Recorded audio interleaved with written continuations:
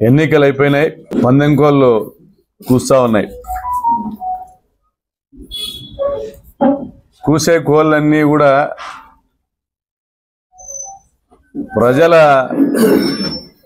నిర్ణయాన్ని, ప్రజల తీర్పును జూదంగా మార్చుకునే ప్రయత్నం చేస్తూ ఉన్నాయి. ఈరోజు రాష్ట్రంలో ఎన్నిక జరిగింది తెలుగుదేశం పార్టీకి, వైఎస్ఆర్ కాంగ్రెస్ పార్టీకి కాదు. రాష్ట్రంలో ఎన్నిక జరిగింది విశ్వసనీయతకు, మోసానికి జరిగిన ఈ ఎన్నిక ప్రజలు విశ్వసనీయతకు పట్టం కట్టినారు. ఈరోజు అనంతపురం జిల్లాలో 14 సీట్లు కూడా గెలవబోతా ఉన్నాం. బాలకృష్ణ కూడా ఓడిపోతా ఉన్నాడు కాబట్టి సౌండ్ చేయడంలే.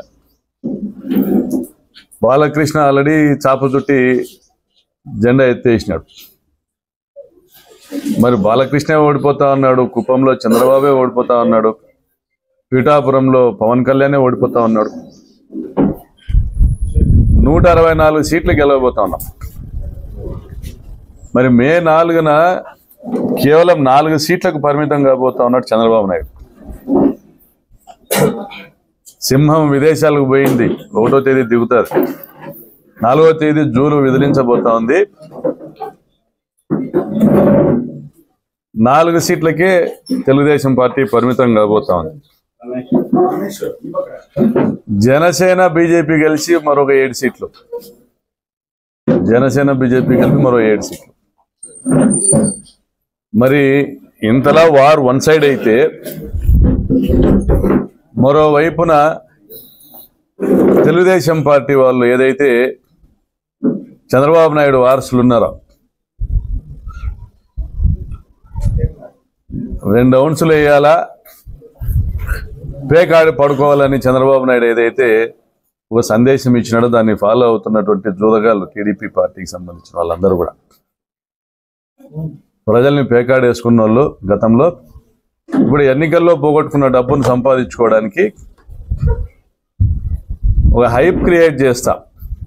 తెలుగుదేశం పార్టీ గెలవబోతా ఉంది, మంత్రివర్గంలో స్థానాలు వారికి వీరికి, ఈరోజు రేపు కటౌట్లు, ఈ హైప్ క్రియేట్ చేస్తూ తెలుగుదేశం పార్టీకి సంబంధించినటువంటి చోటామోటా నాయకులందరికీ కూడా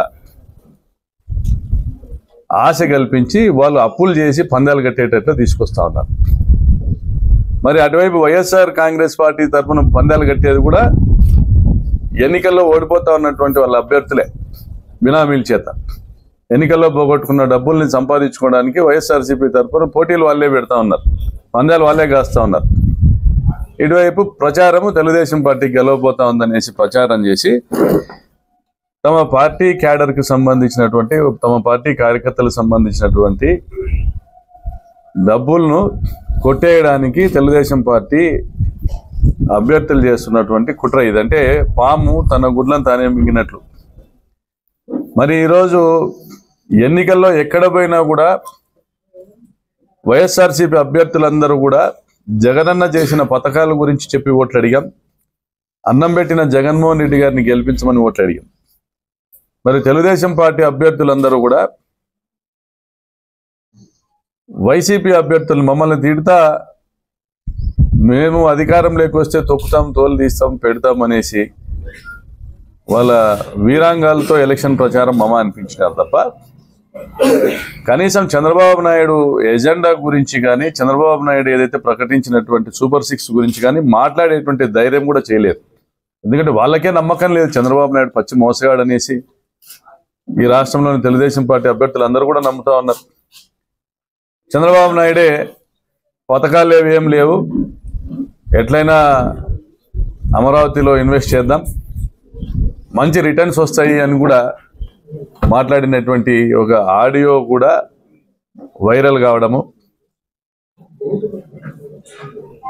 తమ నోటికాడు ఉన్నటువంటి కూడును ఎక్కడ చంద్రబాబు నాయుడు లాగేసుకుంటాడో అనేసి, తమ నోటి వరకు వచ్చినటువంటి ముద్దను ఎక్కడ చంద్రబాబు నాయుడు లాగేసుకుంటాడో అని భయంతో ఓటర్లు అత్యధిక శాతంగా పొద్దున్నే 6ంటికే బారులు తీరి దాదాపుగా 80% పైగా ఓటింగ్ను నమోదు చేయడం జరిగింది. సంక్షేమ పథకాలకు మద్దతుగా ఓటింగ్ చేయడం జరిగింది. ప్రభుత్వము చేసినటువంటి సాయానికి మద్దతుగా ఓటింగ్ జరిగింది. కాబట్టి ఈరోజు రాష్ట్రంలో ఒక ప్రభంజనం నడిచింది, జగనన్న ప్రభంజనం నడిచింది. ఇంకెన్ని రోజులు ఉంది? 4వ తేదీ 164 సీట్లతో అధికారంలోకి రాబోతా ఉన్నాం. 164 సీట్లు, ఇది ఒక చరిత్ర. జగన్మోహన్ రెడ్డి గారు ఆషామాషిగా చెప్పలే వైనాట్ 175 అనేది. వైనాట్ కుప్పం అనేసి, కుప్పం గెలవబోతా ఉన్నాం, హిందూపూర్ గెలవబోతా ఉన్నాం. వైనాట్ 175 అంటే అన్ని అస్త్రాలను సిద్ధం చేసుకుని యుద్ధానికి సిద్ధమైనాడు జగనన్న. సిద్ధం సభతో రాప్తాడు, సిద్ధం సభతో ఛాలెంజ్ విసిరినాడు. కేవలము విశ్వసనీయత ఆధారంగా ఎన్నికలు లేకపోతే జగన్మోహన్ రెడ్డి ముందు నిలబడలేమని చంద్రబాబు నాయుడు